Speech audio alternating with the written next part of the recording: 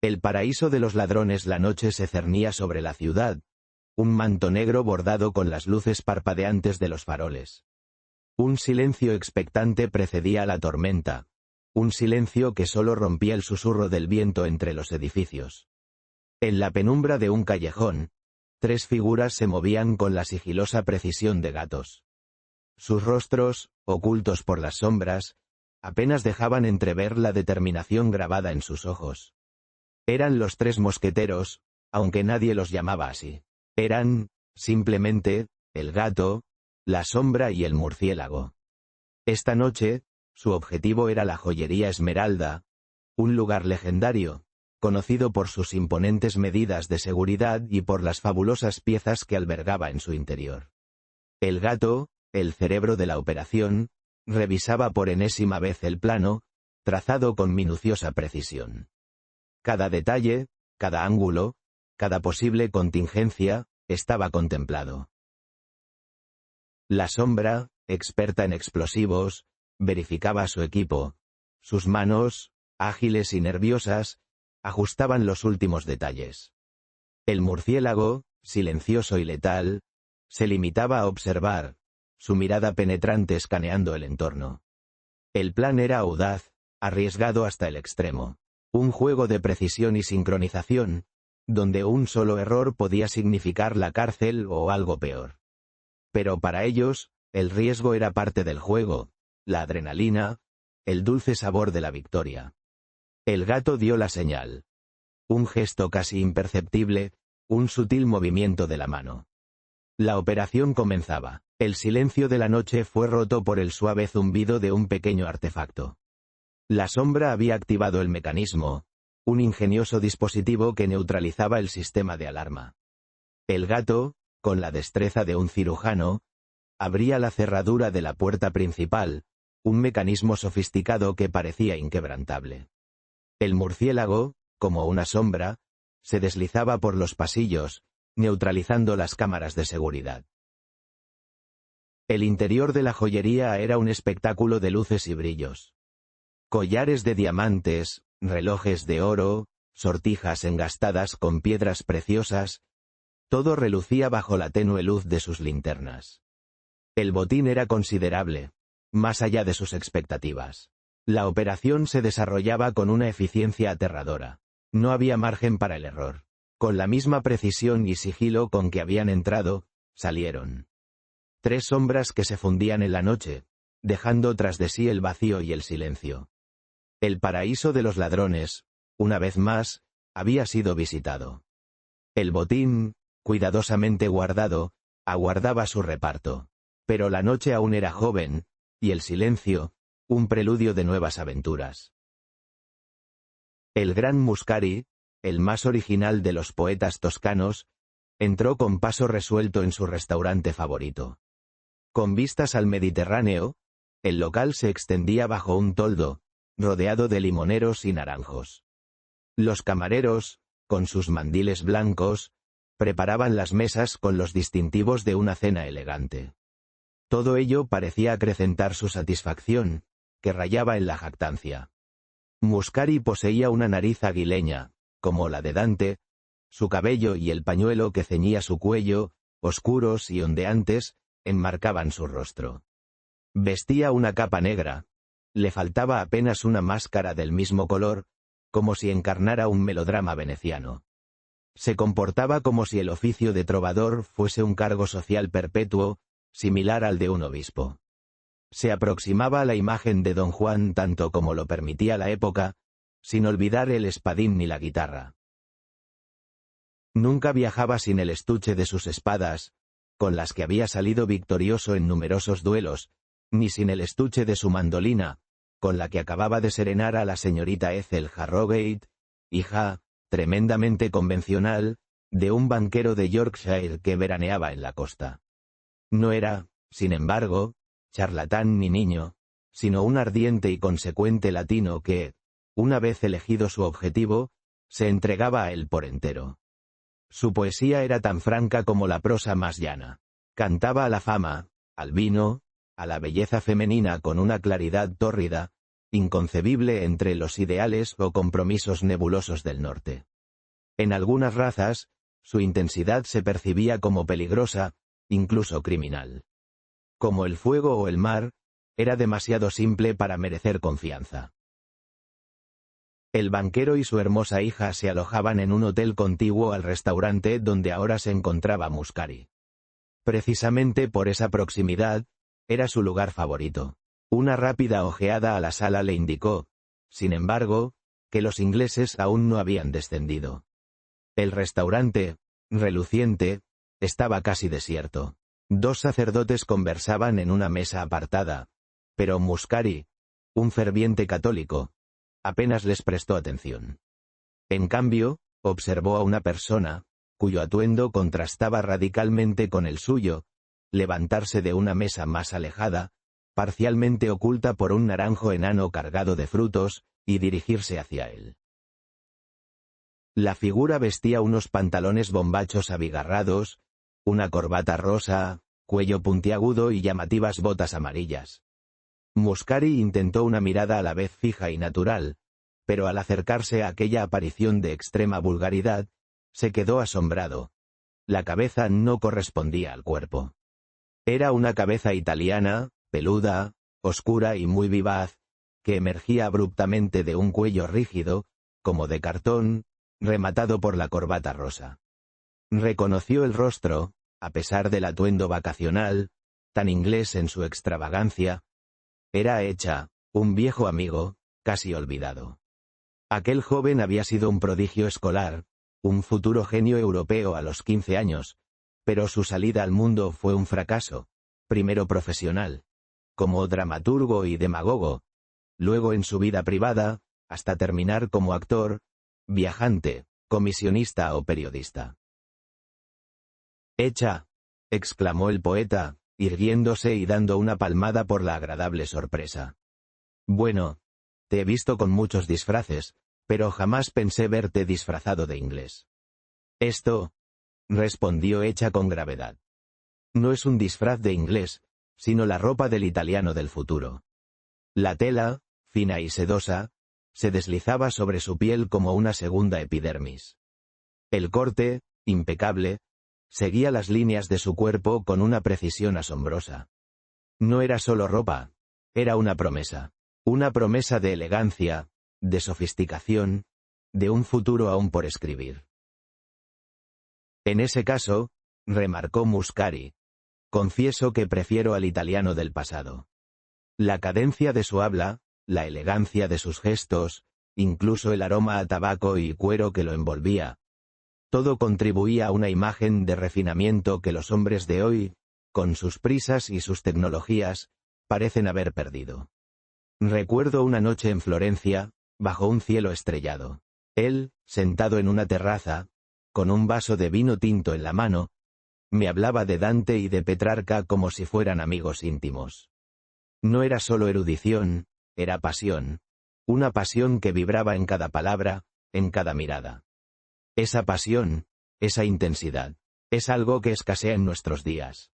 Se ha perdido algo esencial, algo que la modernidad, con su eficiencia y su pragmatismo, ha barrido sin contemplaciones. Y eso, en mi opinión, es una verdadera lástima. Ese es tu viejo error, Muscari, dijo el hombre de los bombachos, sacudiendo la cabeza. Y también el error de Italia. En el siglo XVI, nosotros, los toscanos, dictábamos la moda. Teníamos el mejor acero, las mejores técnicas de escultura y la química más avanzada. ¿Por qué no deberíamos poseer, en este momento, las mejores fábricas, los motores más modernos, las finanzas más sólidas y las prendas más actuales? Porque no merece la pena tener todo eso, respondió Muscari. No se puede hacer de los italianos gente realmente progresista, son demasiado inteligentes. Hombres acostumbrados a descubrir el camino más corto para vivir bien, jamás se desviarán por esos nuevos caminos tan elaborados. Bueno, para mí, Marconi o D'Annunzio son las estrellas de Italia, dijo el otro. Por eso me he vuelto futurista, un simple intermediario. Un intermediario. exclamó Muscari con una sonrisa. ¿Es esa tu última ocupación? ¿Para quién trabajas, entonces? Oh, para un tal Harrogate y su familia, creo. ¿No será el banquero del hotel? La pregunta resonó en el silencio del pasillo, apenas iluminado por la tenue luz de la luna que se filtraba a través de las cortinas. Un silencio solo roto por el lejano rumor de la ciudad. Esperó una respuesta, pero únicamente obtuvo el eco de sus propios pensamientos.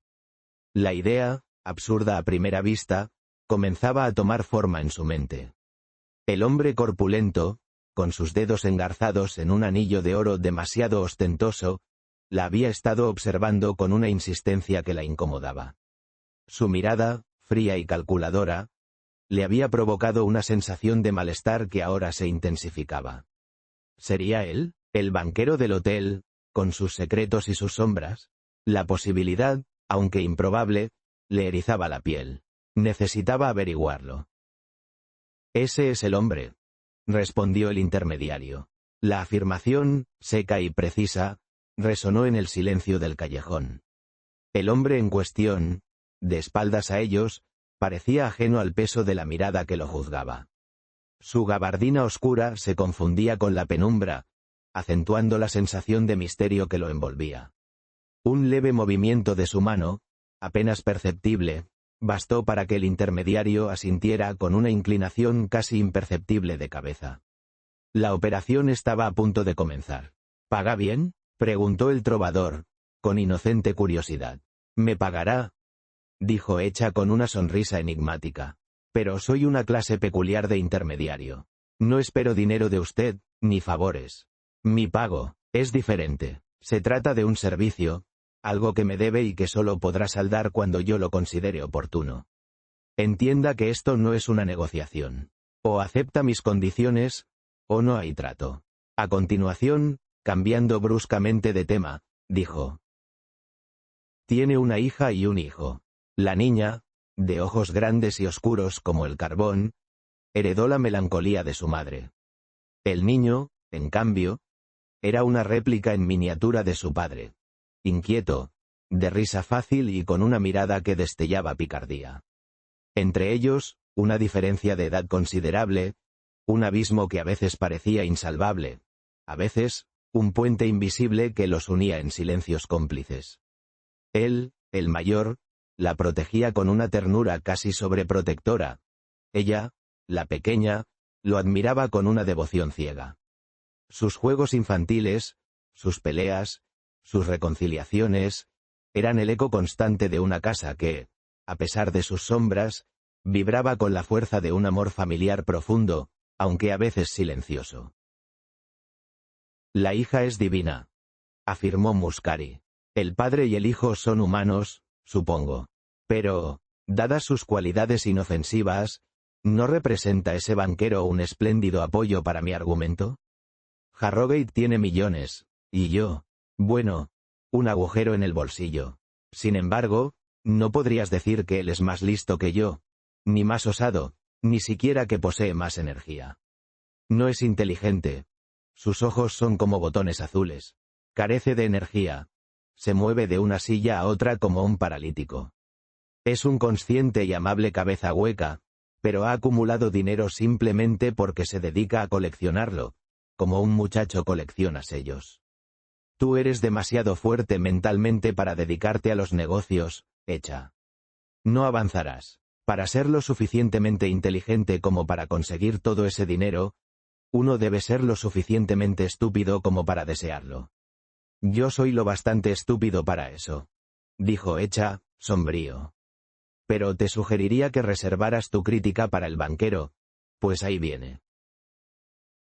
El señor Harrogate, el gran financiero, entró en la sala.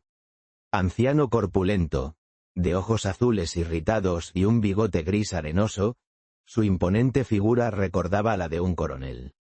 Llevaba en la mano varias cartas sin abrir. Su hijo Frank, un hombre elegante, de cabello rizado, bronceado y vigoroso, pasaba inadvertido. Todas las miradas, al menos por el momento, se dirigían a Ethel Harrogate. Su dorada cabellera, del color del crepúsculo, parecía posada sobre el zafiro del mar, como la de una diosa. El poeta Muscari lanzó un profundo suspiro, como si bebiera algo, y así era, en efecto. Bebía el clasicismo, obra de. Sus antepasados la observaban desde el retrato, con rostros severos y ojos penetrantes que parecían juzgarla con siglos de historia a cuestas. Echa los estudió con una mirada igualmente intensa, aunque mucho más desconcertante. El silencio del salón antiguo se hizo denso, cargado con la expectativa contenida en aquellos ojos inmóviles. En esa ocasión, la señorita Ethel estaba especialmente radiante y dispuesta a la conversación. Su familia había adoptado la cómoda costumbre continental de permitir que el desconocido Muscari e incluso el intermediario Echa compartieran su mesa. Ethel Harrogate se había ataviado con una perfección y un esplendor peculiares. Orgullosa de la prosperidad de su padre, indulgente con sus placeres a la moda, era una hija cariñosa, aunque le gustaba flirtear. Reunía todas estas cualidades con una naturalidad que la hacía muy agradable y dotaba a su respetabilidad de una refrescante espontaneidad. La excitación los embargaba. No se trataba de una amenaza natural, como una avalancha o un desprendimiento, sino de un peligro más romántico. Ethel había recibido la seria advertencia de que bandidos, auténticos salteadores de caminos dignos de las leyendas, aún merodeaban por los riscos de los Apeninos, vigilando el paso. Dicen, exclamó con el horrible placer de una colegiala, que todo ese territorio no está gobernado por el rey de Italia, sino por el rey de los ladrones. ¿Quién es ese rey? Un gran hombre, replicó Muscari, digno del mismo rango que su Robin Hood. Señorina, hace 10 años resonó por primera vez el nombre de Montano, el rey de los ladrones, en las montañas, cuando ya se creía extinguida la época de los bandoleros. Su terrible autoridad se expandió con la velocidad de una revolución silenciosa. Sus feroces proclamas aparecieron en todos los pueblos de la sierra. Sus centinelas, armas en mano, custodiaban cada barranco. El gobierno italiano intentó, en 6 ocasiones, acabar con él, sufriendo 6 derrotas consecutivas, como ante Napoleón. Ese tipo de cosas, observó el banquero con pesadumbre, jamás se permitirían en Inglaterra. Quizá, después de todo, habría sido conveniente escoger otra ruta. Pero el intermediario asegura que es segura. Lo es, dijo precipitadamente el aludido. He pasado por él más de 20 veces. Pudo haber algún ladronzuelo al que llamaban rey en tiempos de mi abuela, pero eso pertenece a la historia, o quizá a la fábula. Los bandoleros se han extinguido. Nunca se podrán extinguir, respondió Muscari. La rebelión armada es una reacción natural en los países meridionales. Nuestros campesinos son como las montañas, altivos y alegres, pero con sus armas siempre a mano. Mientras que en el norte la desesperación impulsa al pobre a la bebida, aquí la impulsa a los nuestros a empuñar los puñales. Un poeta siempre tiene privilegios, replicó Echa con una risa despectiva. Si el señor Muscari fuera inglés, aún estaría buscando bandidos en Wandsworth. Créanme, en Italia hay menos peligro de ser capturado que de perder el cabello en Boston. Entonces, ¿propone que lo intentemos?, preguntó el señor Harrogate, frunciendo el ceño. La pregunta colgaba en el aire, pesada como una losa de plomo. El silencio que siguió fue denso, cargado de la incertidumbre que ambos llevaban a cuestas. La respuesta, intuía, no sería fácil. «Oh, suena terrible», exclamó la joven, volviendo sus hermosos ojos hacia Muscari. La preocupación le surcaba el rostro, dejando una estela de inquietud en su delicada expresión. Un silencio tenso se instaló entre ellos, roto solo por el susurro del viento entre las hojas de los árboles cercanos. Muscari, con una mirada comprensiva, se preparó para responder, consciente de la gravedad de la situación. ¿Cree realmente que el paso es peligroso? Muscari sacudió hacia atrás su melena negra. Sé que es peligroso, dijo. Lo pasaré mañana. Dejaron atrás por un momento al joven Harrogate, quien apuró una copa de vino blanco y encendió un cigarrillo. La belleza se retiró con el banquero, el intermediario y el poeta, que repartió a su paso pullas satíricas. Casi al mismo tiempo, se levantaron los sacerdotes de la. En la esquina, el más alto de ellos, un italiano canoso, se despidió. El sacerdote más bajo se volvió y se acercó al hijo del banquero. Este último se quedó asombrado al comprobar que el sacerdote católico era inglés. Recordó vagamente haberlo visto en las reuniones sociales de algunos amigos católicos. Pero el hombre habló antes de que pudiera ordenar sus recuerdos. El señor Frank Harrogate, supongo, dijo. Nos presentaron en alguna ocasión, pero no quiero abusar de esa circunstancia. Lo que voy a decirle le parecerá extraño, viniendo de un desconocido. Señor Harrogate, solo le diré una cosa y me iré. Cuide de su hermana en este momento de gran dolor. Incluso para la fraternal indiferencia de Frank, la alegría y las burlas de su hermana resonaban a su alrededor. Podía oír sus risas desde el jardín del hotel.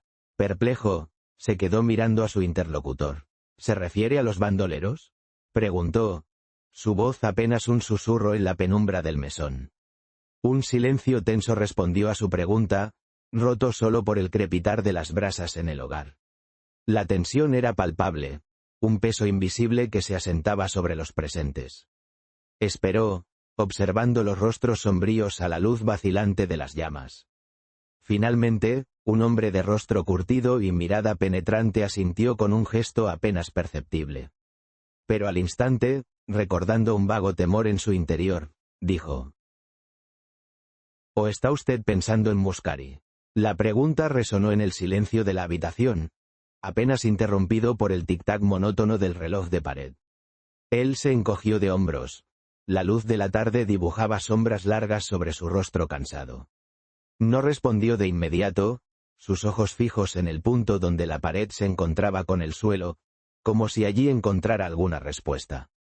El peso de la pregunta, sin embargo, era palpable, una presencia silenciosa que llenaba el espacio entre ellos. Finalmente, suspiró, un sonido casi imperceptible. Quizás, murmuró, con la voz apenas audible, quizás sí. Nunca pensamos en la verdadera pesadumbre, dijo el extraño sacerdote. Solo podemos ser amables cuando llega. La comprensión solo llega después del golpe, del naufragio, de la pérdida. Entonces, la caridad se vuelve posible, una caridad teñida de ceniza y silencio. Antes, solo hay una amable indiferencia, una ciega y cómoda ignorancia. La verdadera compasión, la que nace del alma herida, es un fruto amargo, pero necesario. Salió de la sala apresuradamente, dejando al otro hombre con la boca abierta. La sorpresa, palpable, resonaba en el silencio que dejó a su paso. 1 o 2 días después, un coche de caballos transportaba al grupo, traqueteando por los caminos de la amenazadora montaña. La alegre negación del peligro por parte de Echa contrastaba con la actitud desafiante y estrepitosa de Muscari. A pesar de ello, la familia, aferrada a su propósito inicial, avanzaba con firmeza. Muscari, por su parte, había hecho coincidir su viaje con el de ellos. Sin embargo, la sorpresa llegó en la parada de un pueblo. Allí apareció el pequeño sacerdote del restaurante, alegando que un asunto urgente lo obligaba a atravesar las montañas. El joven Harrogate, no obstante, no dudó en conectar su presencia con los temores místicos y las advertencias del día anterior. El coche, una suerte de carroza de comediantes, era una invención propia del talento modernista del intermediario, quien dirigía la expedición con rigurosa eficiencia y alegre sensatez. La amenaza de los bandoleros había sido relegada a un segundo plano, tanto en la conversación como en sus preocupaciones. No obstante, adoptaron ciertas medidas de precaución. El intermediario y el joven banquero llevaban revólveres cargados. Muscari, con una satisfacción casi infantil, ocultaba bajo su capa negra una especie de machete. Había ocupado el sitio más próximo a su amada inglesa. Frente a él se sentaba el sacerdote, un tal Brown, afortunadamente un hombre callado. El intermediario ocupaba los asientos traseros junto al banquero y su hijo. Muscari parecía embriagado. Creía seriamente en el peligro, y su conversación bien pudo parecerle a Ethel el desvarío de un maníaco.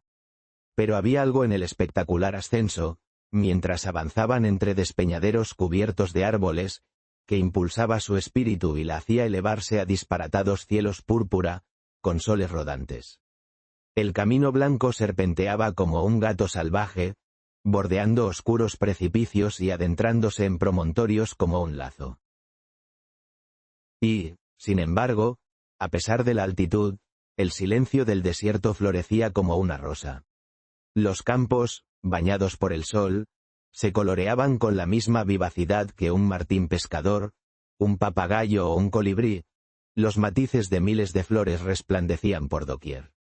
No había praderas ni bosques más adorables que los ingleses, ni cumbres ni barrancos más nobles que los de Snowdon y Glencoe.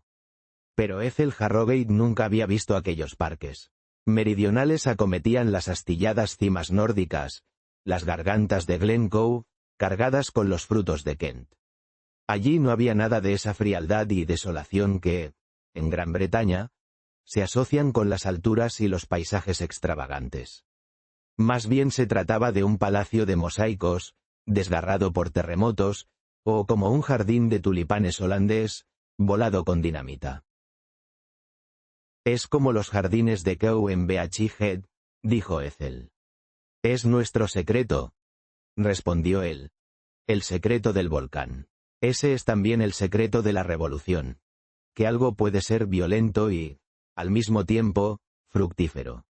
Usted mismo es más bien violento», dijo, y le sonrió con una expresión enigmática. La sonrisa, sin embargo, no alcanzaba a disimular el brillo gélido de sus ojos. Una amenaza velada, pensó él, disfrazada de cortés amabilidad. La tensión en el ambiente se hizo palpable, un silencio pesado que resonaba entre ellos, más elocuente que cualquier palabra. «Y ahora, más bien, estéril», admitió. «Si muero esta noche, moriré soltero y demente. No es culpa mía que usted haya venido», dijo ella después de un silencio difícil, cargado de una tensión que apenas podía disimular. «Nunca será su culpa», respondió Muscari. «Tampoco fue su culpa que Troya cayera». Mientras hablaba, pasaron junto a impresionantes acantilados que se alzaban como alas sobre una peligrosa curva. La enorme sombra y el estrecho paso asustaron a los caballos, que relincharon indecisos. El guía se apeó para intentar que avanzaran, pero se mostraron ingobernables. Uno de ellos se irguió sobre sus patas traseras, alcanzando una altura titánica y terrible, la de un caballo convertido en bípedo. El equilibrio se rompió. El coche volcó como un barco, chocando contra los matorrales que bordeaban el precipicio. Muscari abrazó a Ethel, quien, aferrada a él, gritó. Era para momentos como este para lo que vivía. En el momento en que la grandiosa montaña giraba alrededor de la cabeza del poeta como un molino de viento púrpura, ocurrió algo superficialmente mucho más asombroso. El viejo y aletargado banquero saltó del coche, evitando caer en el precipicio al que el vehículo lo arrastraba. A primera vista, la acción pareció tan absurda como suicida. Sin embargo, resultó ser más inteligente que una inversión segura. El hombre de Yorkshire demostró una agilidad y una sagacidad superiores a las que Muscari le había supuesto, aterrizando en una lengua de tierra que parecía acolchada con césped, como preparada para recibirlo. Mientras tanto, el resto del grupo también tuvo suerte, aunque su salida fue menos digna.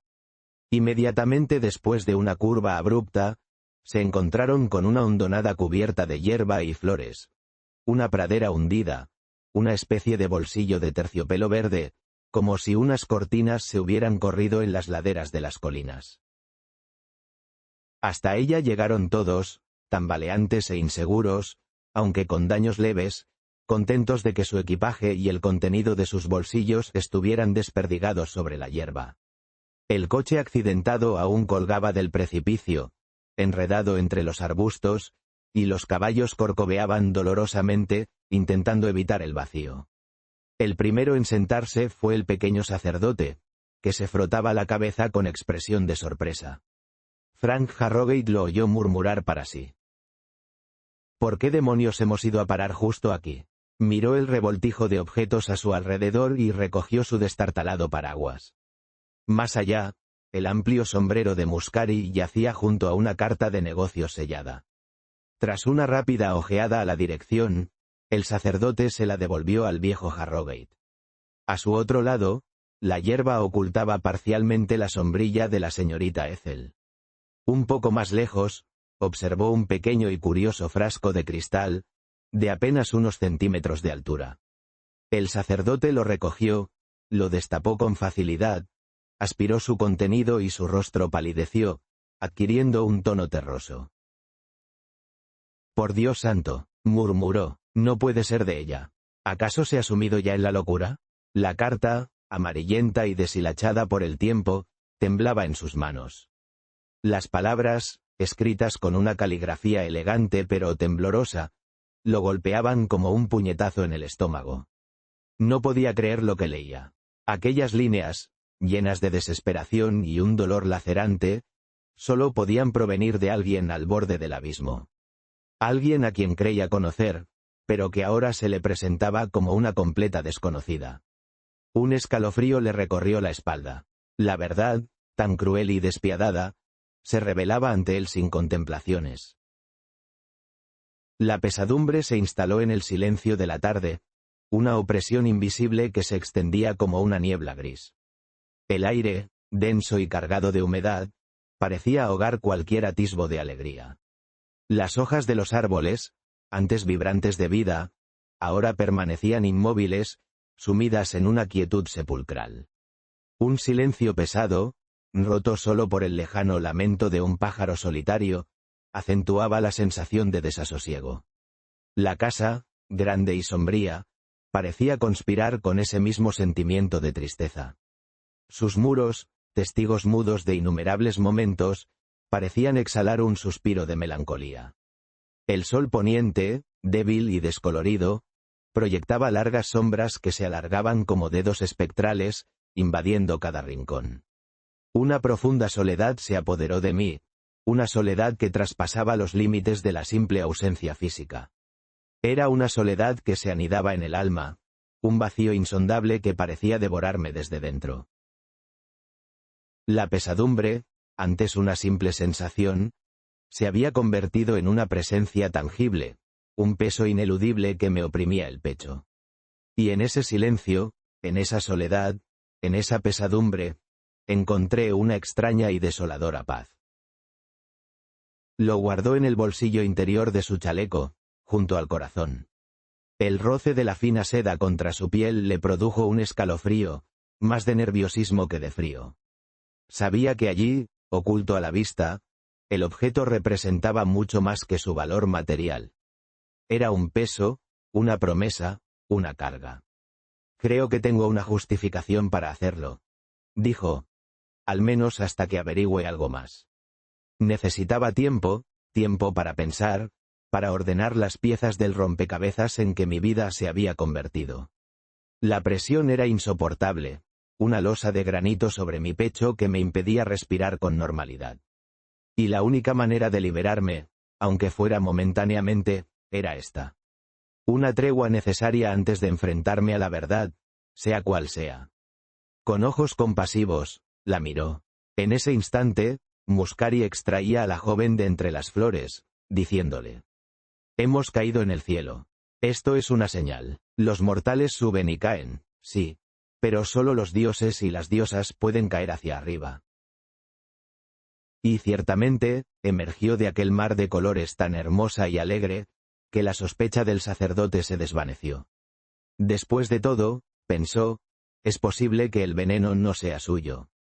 Tal vez se trate de uno de los trucos melodramáticos de Muscari. Muscari depositó cuidadosamente a la dama a sus pies y le hizo una reverencia absurda y teatral. Luego, empuñando su machete, cortó las riendas de los caballos, permitiéndoles mantenerse en pie, temblorosos sobre la hierba. En ese instante, algo sorprendente ocurrió. Un hombre, pobremente vestido, extremadamente bronceado y de una calma imperturbable, emergió de los matorrales y tomó a los caballos por las riendas. Llevaba en el cinturón un cuchillo de forma peculiar. Más allá de su repentina y silenciosa aparición, nada en él llamaba especialmente la atención. El poeta le preguntó quién era, pero el hombre no respondió. Muscari miró a su alrededor.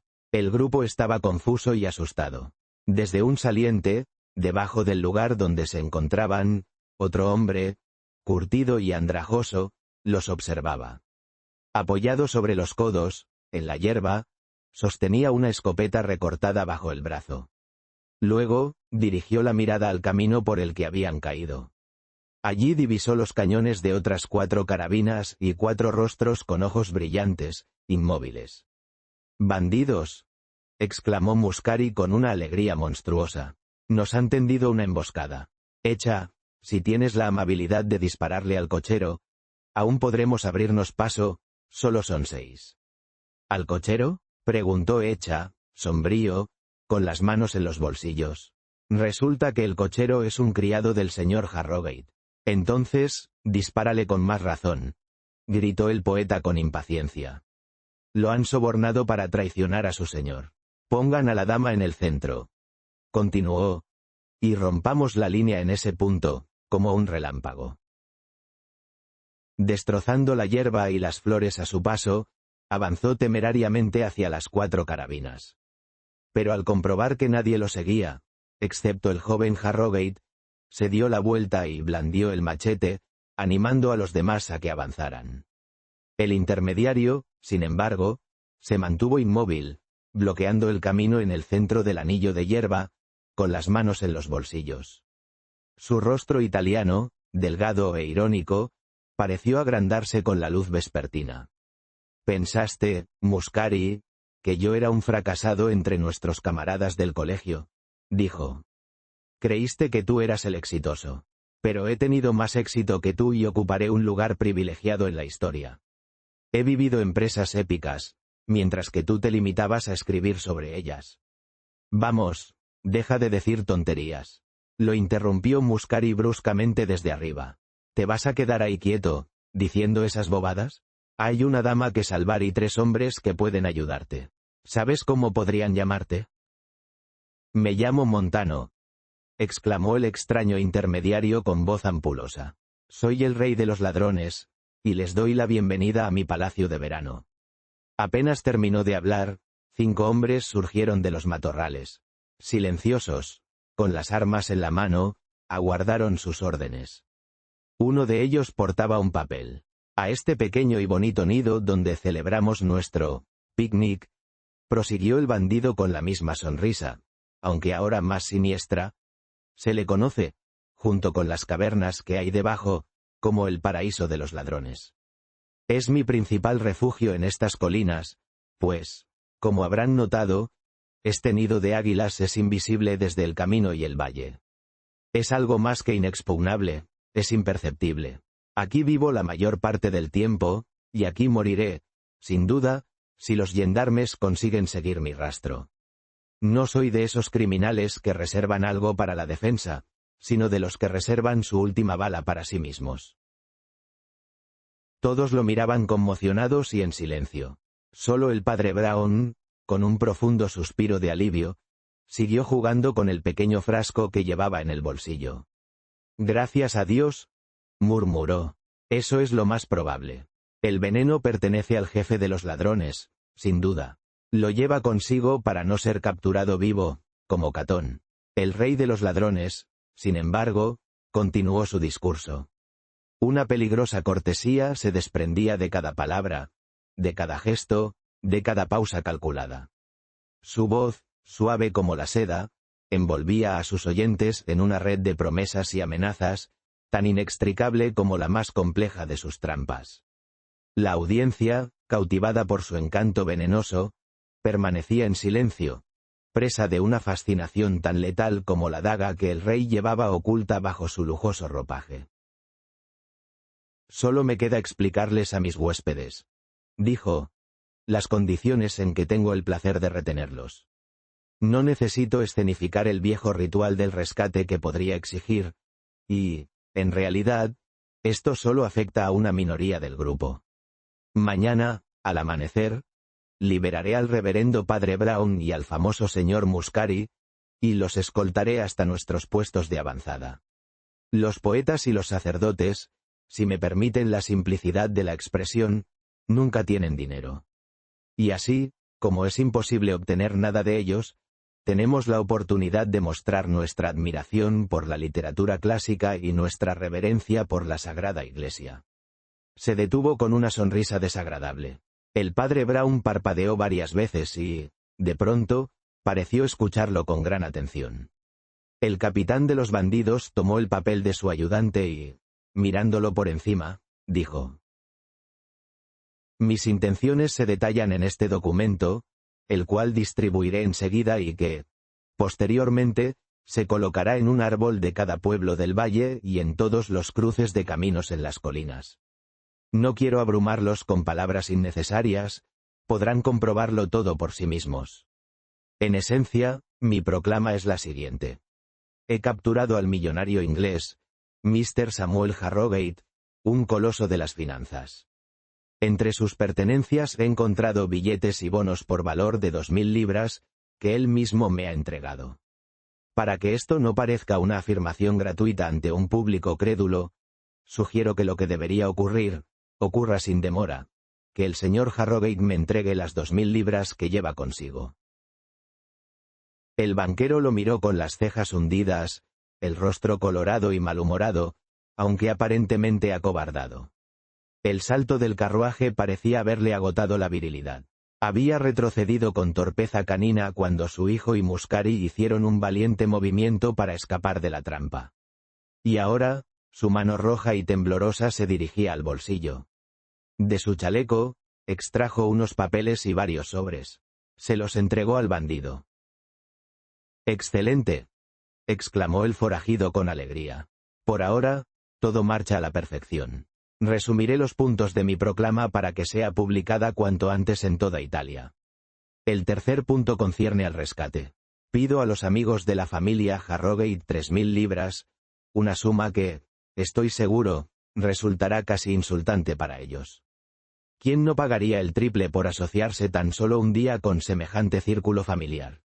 No les ocultaré que el documento finaliza con algunas frases legales acerca de las desagradables consecuencias de no pagar el dinero, pero, mientras tanto, damas y caballeros, permítanme asegurarles que estoy preparado para alojarlos con toda comodidad, con vino y puros, y, por el momento, les doy una cordial bienvenida a este lujurioso paraíso de los ladrones.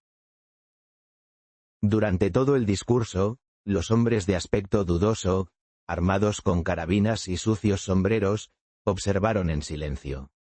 Su superioridad numérica era tal que incluso Muscari reconoció la absurdidad de su arrebato con el machete. Miró a su alrededor. La joven ya se había acercado para consolar a su padre. El afecto filial, tan intenso como su orgullo, había prevalecido. Muscari, con la ilógica propia de los enamorados, admiró y, a la vez, se irritó por esa devoción. Envainó el machete y se retiró malhumorado. A unos metros, el sacerdote lo observaba. Muscari le dirigió una mirada aguda. Su nariz aquilina denotaba su irritación. «Bien», dijo el poeta, con amargura. «¿Seguirán creyéndome demasiado romántico? A ello no hay bandidos en las montañas». «Puede que los haya», dijo el padre Brown con aire agnóstico. «¿Qué quiere decir?», preguntó el otro con viveza. La pregunta resonó en el silencio del cuarto, acentuando la tensión latente, una tensión que se había ido tejiendo lentamente, como una tela oscura y opaca, desde el comienzo de la conversación. «Quiero decir que estoy perplejo», replicó el sacerdote. «Perplejo ante Echa, Montano o como quiera que se llame. Su actuación me resulta más inexplicable como bandido que como intermediario». «¿En qué sentido?», insistió su compañero. «Santa María, había pensado que eso de ser bandido era algo simple». «Encuentro tres dificultades», dijo el sacerdote con voz tranquila. «Me gustaría conocer su opinión al respecto. Ante todo, Debo decirles que estaba comiendo en un restaurante frente al mar. Cuando ustedes cuatro abandonaron la sala, usted y la señorita Harrogate caminaron delante, hablando y riendo. El banquero y el intermediario, detrás, conversaban poco y en voz baja. Sin embargo, no pude evitar oír a Echa decir: «Bien, deje que ella se divierta un poco. Ya sabe, puede sufrir un ataque en cualquier momento». El señor Harrogate no respondió, por lo que esas palabras debían tener algún significado. Impulsado por un presentimiento, advertí a su hermano que ella podía estar en peligro, aunque no especifiqué la naturaleza del peligro, pues la desconocía. Pero si se trataba de una captura en las montañas, el asunto resulta absurdo. ¿Por qué iba el bandido a avisar a su patrón, aunque solo fuera con una simple alusión, si su propósito era tenderle una trampa? ¿Que un desastre amenaza a la señorita Harrogate?, exclamó el poeta, sentándose con vehemencia. Explíquese, continué. Todos mis enigmas gravitan en torno a nuestro jefe ¿De qué? La tensión en la sala era palpable. Esperaban mi respuesta con una mezcla de curiosidad y aprensión. Debía ser cauteloso, dosificar la información. El destino de la señorita Harrogate dependía, en parte, de mi habilidad para narrar los hechos con precisión y sin alarmarlos innecesariamente. Por favor, proporcione el texto que desea que corrija. No puedo realizar la corrección sin el texto original. Los bandidos, dijo el sacerdote con aire reflexivo. Y aquí está el segundo de ellos. ¿Por qué insistió tanto, en su demanda de rescate, en haber tomado 2000 libras de su víctima? No tenía ninguna conexión con el rescate. Todo lo contrario. Los amigos de Harrogate estarían más predispuestos a temer un desenlace fatal si creían que los ladrones carecían de dinero y estaban desesperados. El pasaje sobre el expolio adquirió una importancia exagerada, situándose en primer lugar en la demanda. ¿Por qué Echa Montano querría decirle a toda Europa que había desvalijado a su víctima antes de exigir la suma del chantaje? No tengo ni idea, dijo Muscari, rascándose la cabeza con un gesto natural. Usted cree que me está facilitando las cosas, pero me está conduciendo a zonas más oscuras. ¿Cuál es su tercera objeción al plan del rey de los ladrones? La tercera objeción, dijo el padre Brown, aún meditando, es este banco en el que estamos sentados. ¿Por qué iba a llamar nuestro bandido a este lugar su fortaleza principal y su paraíso de los ladrones? Ciertamente, es un lugar cómodo, agradable a la vista. También es cierto que no puede verse desde el valle ni desde la cumbre. Por lo tanto, es un buen escondite, pero no una fortaleza. Jamás podría serlo. Pienso que sería la peor fortaleza del mundo, pues está situado cerca del camino principal que atraviesa las montañas, el lugar por el que, con toda probabilidad, pasará la policía. Y, además, 5 escopetas obsoletas nos mantienen aquí indefensos desde hace media hora. 4 soldados de cualquier tipo nos habrían echado ya por el precipicio. Cualquiera que sea el significado de este pequeño rincón de flores y hierba, no se trata de un lugar atrincherado. Es algo distinto, tiene otro tipo de importancia, algún valor que aún no entiendo. Es más como... Las palabras del sacerdote, cada vez más lentas, se perdían en una sinceridad soñadora y obtusa. Muscari, con los instintos animales alerta e impacientes, percibió un nuevo sonido procedente de las montañas. Era un sonido muy bajo, apenas perceptible. Sin embargo, le pareció que la brisa vespertina se mezclaba con el tenue rumor de cascos de caballo y una lejana llamada. En ese mismo instante, antes de que la vibración llegara a los oídos inexpertos de los ingleses, Montano echó a correr. Se detuvo entre los arbustos, apoyado en un tronco, observando el camino. Su aspecto era singular. Lucía un fantástico sombrero de ala ancha y un tahalí con machete, atributos de su condición de jefe de bandidos. Sin embargo, los prosaicos pantalones bombachos del intermediario, remendados con evidente descuido, desentonaban con la imagen. Poco después, volvió su rostro oliváceo y despectivo, haciendo un ademán con la mano. Los bandidos obedecieron la señal, no con confusión, sino con una disciplina que parecía propia de una guerrilla. En lugar de ocupar el camino a lo largo de los riscos, se dispersaron tras los árboles y los setos, como si intentaran ocultarse de un enemigo. El ruido fue en aumento, haciendo vibrar el camino de montaña. Finalmente, se oyó con claridad una voz que impartía órdenes. Los bandidos vacilaron, agazapándose y susurrando entre sí. El aire se llenó de pequeños ruidos metálicos. El amartillamiento de las armas de fuego, el roce de los cuchillos contra las vainas y las rocas. Poco después, los ruidos de ambos bandos parecieron encontrarse en el camino de arriba. Se oyeron ramas resquebrajarse, caballos relinchar y hombres gritar. «Vienen a rescatarnos», gritó Muscari, levantándose de un salto y haciendo ondear su sombrero.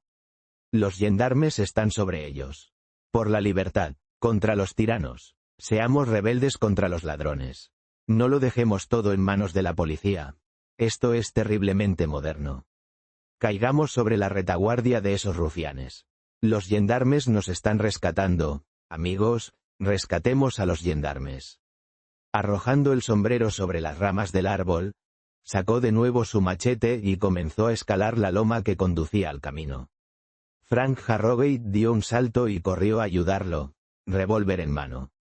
Sin embargo, se detuvo asombrado al oír la voz imperativa y agitada de su padre, que lo llamaba a su lado. «No quiero que lo hagas», dijo el banquero, con la voz temblorosa. «Te ordeno que no interfieras». El sudor le resbalaba por la frente, brillando bajo la tenue luz de la lámpara de escritorio. Sus dedos, blancos y huesudos, apretaban con fuerza el borde de la mesa. Sentía el latido frenético de su corazón resonando en los oídos, un tambor acompasado al creciente terror que lo invadía. La amenaza, antes latente, ahora se cernía sobre él, tangible y opresiva. Sabía que estaba jugando con fuego, pero la avaricia, ese monstruo voraz, lo había empujado demasiado lejos. Y ahora, las consecuencias se presentaban ante él, implacables e ineludibles. El silencio que siguió a su orden fue más aterrador que cualquier grito. Solo el tic-tac del reloj de pared marcaba el paso inexorable del tiempo, cada segundo una eternidad.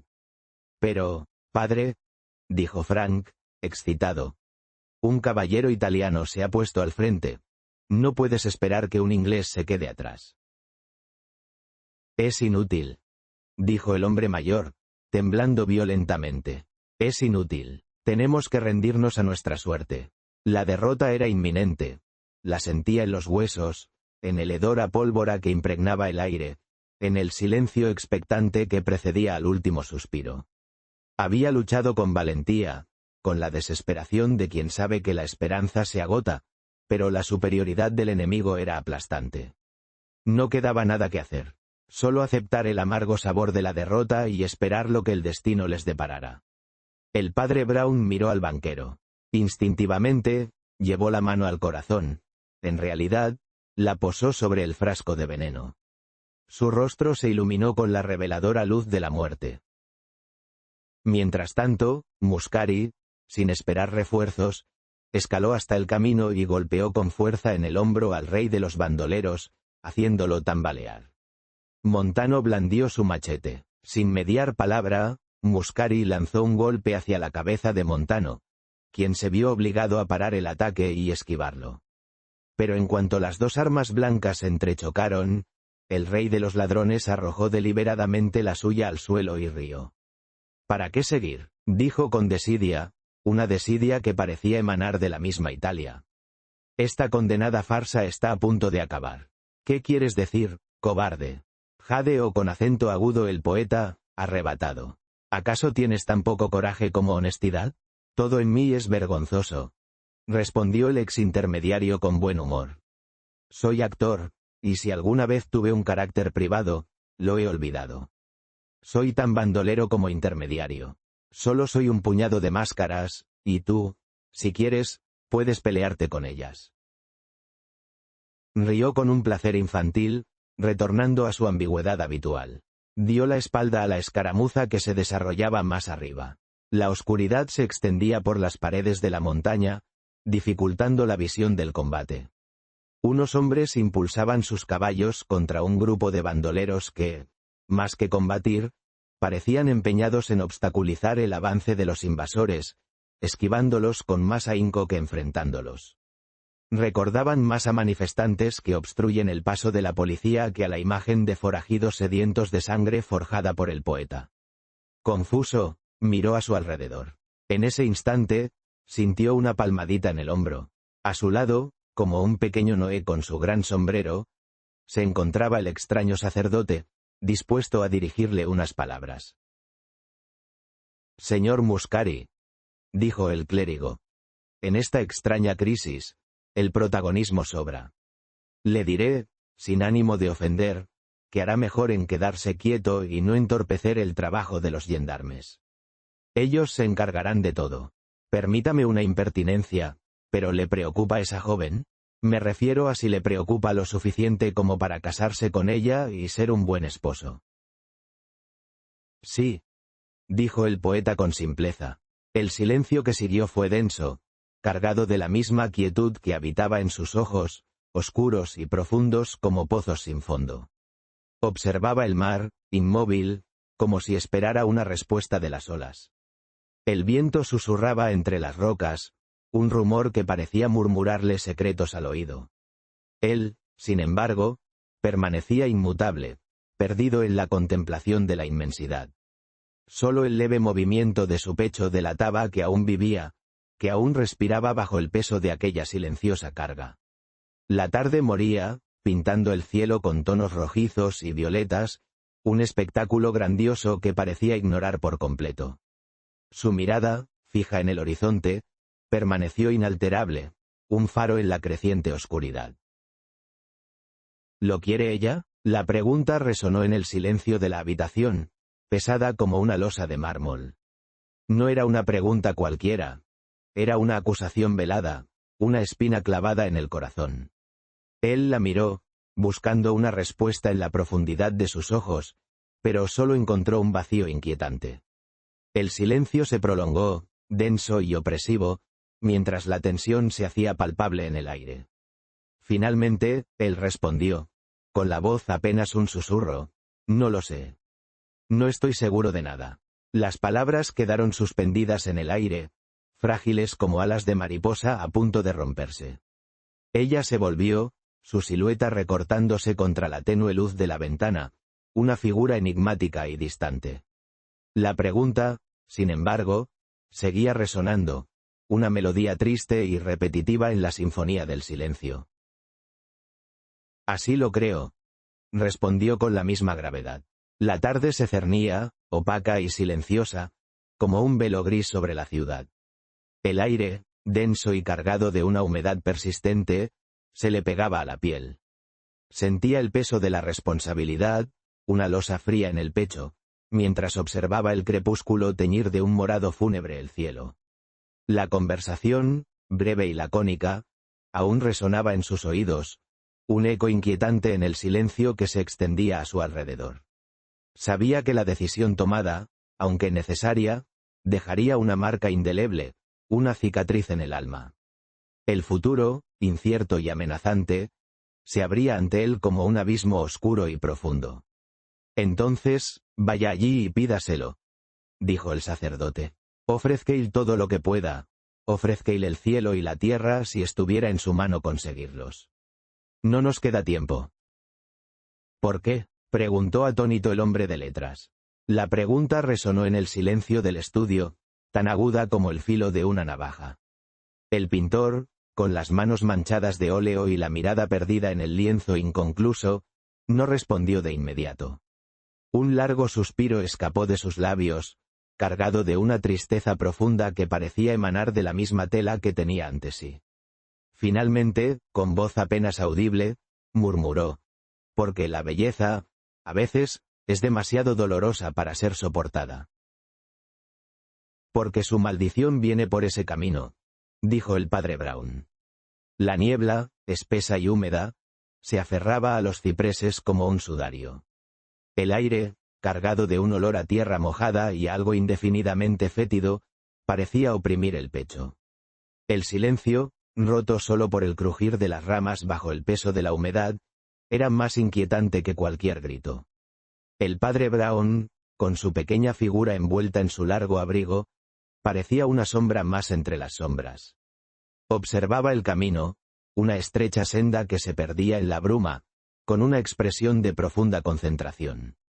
No era un camino cualquiera, era el camino por el que, según la leyenda, se acercaba la maldición. No viene nada por ese camino, arguyó Muscari, excepto el rescate. Esperaba, con la impaciencia de quien se aferra a una última esperanza, el polvo que anunciara la llegada de los suyos. El sol caía a plomo sobre la polvorienta llanura, agrandando las sombras que se estiraban como dedos huesudos. El silencio, denso y sofocante, solo era roto por el zumbido insistente de las moscas. Muscari se ajustó el sombrero, cuya ala apenas lo protegía del implacable astro rey. La sed le apretaba la garganta como una mano de hierro. El rescate, o la muerte. No había otra opción. Bueno, vaya ya, dijo su consejero, y esté preparado para rescatarla del rescate. La situación era absurda, pero no por ello menos peligrosa. Debía moverse con cautela, sortear las trampas que, sin duda, le tendrían preparadas. El rescate en sí mismo era una farsa, una estratagema para mantenerla cautiva, y él, el único capaz de desenmascararla. Su misión era simple en su enunciado, pero compleja en su ejecución: liberarla de quienes la retenían y de la propia trampa en la que se había convertido el rescate. En cuanto terminó de hablar, los bandoleros salieron corriendo de los setos, en plena retirada. Se internaron en la hierba alta y entre los arbustos, un grupo derrotado y perseguido, mientras los sombreros de gallo de los gendarmes se elevaban por encima de la maleza. Se oyó una nueva orden y, acto seguido, se les vio desmontar. Un oficial alto, con un sombrero espectacular y una perilla gris, apareció en la supuesta entrada del paraíso de los ladrones, con un papel en la mano. Se produjo un silencio momentáneo, roto de forma extraordinaria por el grito estrangulado del banquero. «Me han robado», gritó, la voz quebrada por el pánico. El corazón le martilleaba en el pecho, un ritmo frenético que resonaba con el eco de sus propias palabras. La realidad de la situación lo golpeaba con la fuerza de un puñetazo. Todo estaba revuelto, desordenado, como si un huracán hubiera pasado por allí. La sensación de vacío era abrumadora, un hueco que se extendía más allá de las cosas materiales. Le habían robado, sí, pero algo más que sus pertenencias se había esfumado, dejando tras de sí un silencio desolador. «Pero si hace horas que te robaron las 2000 libras», exclamó su hijo, asombrado.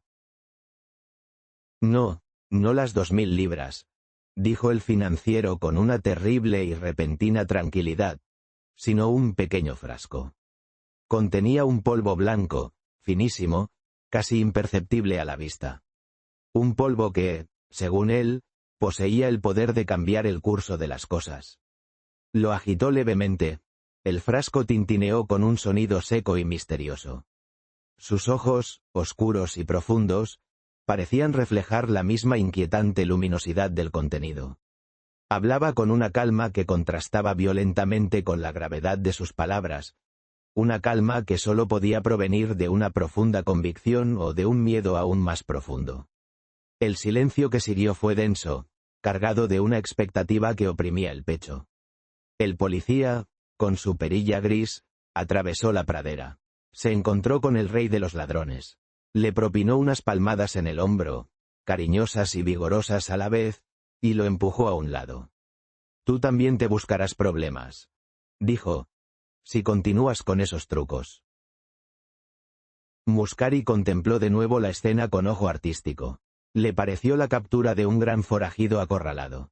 Pasando de largo, el policía se detuvo ante el grupo de los Harrington y les dijo: «Samuel Harrogate, lo arrestamos en nombre de la ley por apropiación indebida de los fondos del banco». El gran banquero asintió con un extraño y ausente aire de negocios. Pareció reflexionar un instante. Antes de que nadie pudiera intervenir, se dio la vuelta y se acercó al borde del precipicio. Saltó al vacío, agitando las manos con el mismo gesto con el que había saltado del automóvil. Pero esta vez no cayó en una pequeña pradera mullida. Cayó cientos de metros, hasta convertirse, en el fondo del valle, en un amasijo de huesos. La ira del policía italiano, expresada con fluida elocuencia ante el padre Brown, se mezclaba con una palpable admiración. Era propio de él escaparse así, dijo. Si se quiere, se le podría llamar un gran bandido. Creo que esta artimaña es sin precedentes. Huyó a Italia con el dinero del banco y quiso fingir que había sido capturado por bandidos, a quienes pagaba para que hicieran el trabajo. De este modo, pretendía explicar tanto la desaparición del dinero como la suya propia. Esa demanda de rescate fue tomada muy en serio por la policía. Pero lleva años haciendo estas cosas, será una seria pérdida para la familia. Muscari apartó a la infeliz hija, que se abrazaba fuertemente a él, como lo había hecho con muchos otros el año anterior. Incluso en medio de aquella tragedia, Muscari esbozó una sonrisa y ofreció un jocoso gesto de amistad al injustificable echamontano. «¿Y a dónde quieres ir ahora?», le preguntó, girándose sobre sus talones. «A Birmingham», respondió el actor, encendiendo un cigarrillo. «¿No te dije que era futurista? Realmente creo en esas cosas, si es que creo en algo. Cambio, bullicio y novedades cada mañana. Voy a ir a Manchester, Liverpool, Leeds, Hull, Huddersfield, Glasgow, Chicago, en suma, a una sociedad civilizada, energética e iluminada. En suma», dijo Muscari, «al verdadero paraíso de los ladrones». Fin de la historia. Si te gustó, dale like, suscríbete y cuéntanos en los comentarios qué parte fue tu favorita. Nos vemos en la próxima aventura.